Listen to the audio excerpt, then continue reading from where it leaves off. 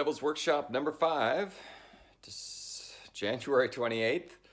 I got a little milestone here because now, for the first time in 5 weeks, I have hot water, at least for the dishes. And since I haven't had power and I had an electrical water heater, I've pretty much been dealing with cold water ever since they came and turned it off. So now the idea here is that I am going to turn this on during the day when there's sunlight, when I have free electricity, and turn it on ridiculously hot. I just turn this, crank it way up. And even then, so I haven't turned it on this morning, and it's still hot. So this way, I don't have to pay for hot water, ever. I'm going to have to pay for the water, unfortunately. I'm still getting the water from the city, and that's going to be a problem, as people in Flint will tell you. The government and capitalism don't care about the health of your water, or you, in fact. So I'm not counting on that as a long-term thing, but at least for heating water, now I don't have to pay for it. And that was just for the dishes. And I also did the same thing here for, this is a little electric heater. It's not that big, I probably could have gone bigger, but it's an electric heater, and generally heating water with electricity is disturbingly inefficient in terms of how much money it takes to heat water. It would be far cheaper to heat water with gas or some other natural, or, whatever, through a natural gas or anything like that. Ancient sunlight. I just woke up.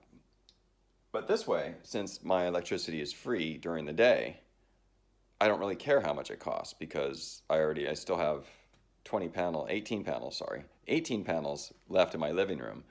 So I might as well use that electricity. So this way, I'm gonna do the same thing that I did for the kitchen sink, and that is I turn it on kind of hot during the day and then leave it off at night. That way I can still take a shower even at 5 in the morning. I just won't be generating more hot water in the morning.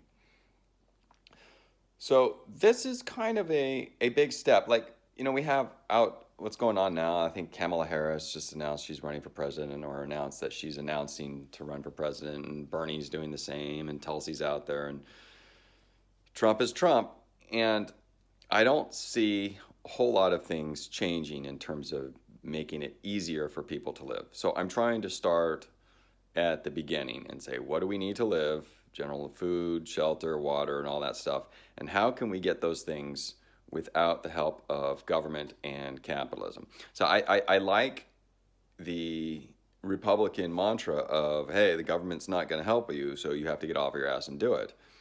And I think the progressives have a valid point in saying, pull yourself up by your bootstraps in this capitalist world is kind of heartless, because a lot of people can do it, but a lot of people cannot do it. And you just have to look at how many people have student debt and have to work and live in not the best of conditions. And it's pretty obvious that capitalism and government just aren't cutting it. So I don't really trust them. And since I have the means, and I got lucky enough to find a house that I could rent for cheap and put solar panels up in the yard, that I'm going to take advantage of that situation. But the idea is that not that people would copy what I'm doing, but they would understand the concept, such that maybe then they can get together with their friends, family, or neighbors and start collaborating on something similar like this. And they could take the same ideas. So you want, in general, energy is the key to everything. Like I get in arguments with people on Twitter, and they talk about capitalism as the thing that brought everybody out of poverty, blah, blah. I'm like, that's such shit. Like, you look at what happened in the early 1900s. What was the change? We've had capitalism before, and then we had capitalism after. What changed? Well, we discovered oil, and then we added energy into this whole system, into our capitalist system, and that enabled us to do all these other things. So what we need to do is make it such that we have the energy we need to produce the things we need to live, such that we don't need to constantly chase dollars in capitalism to get it. Because chasing dollars is going to come with other problems. One, you're propping up the corrupt system if you want to go that route. But if you don't want to go that route and the conspiratorial route, just look at how hard it is to live on the dollar. And it used to not be that way.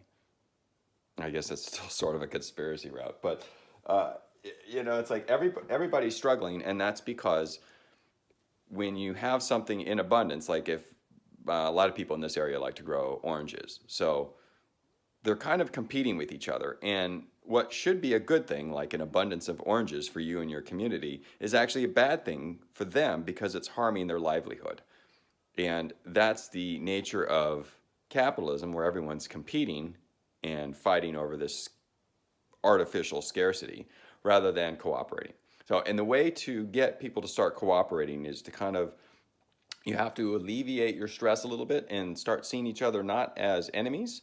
And a good way to do that is to start with yourself or start with your friends and begin to look at different aspects of your life and say, what are the low-hanging fruit here that I have to pay to live? I need this, and I want to not have to continue to pay dollars in the future to get it back. So an example I like to give is if you could have just a couple small 100-watt panels and a like camping battery pack. They sell the inverter battery pack at Home Depot. It's like $800 or something like that. And you could connect that up to your fridge.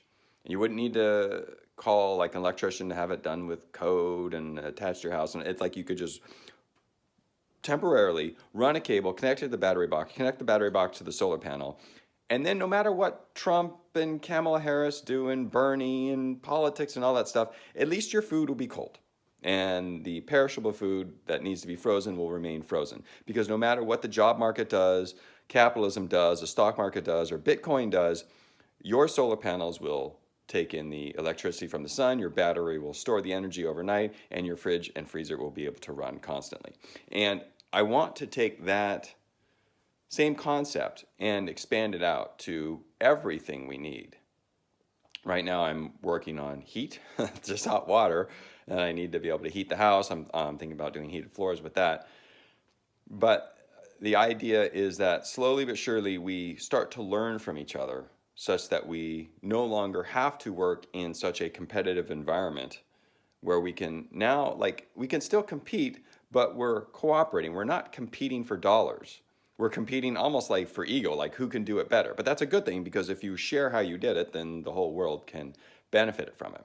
So when I say the goal is the service, like I'm not buying solar panels to go and you wouldn't sell hot water to your neighbors, but assuming I would, assuming hot water was a thing here, and I wouldn't buy solar panels to sell them hot water, because then my goal would be to chase dollars.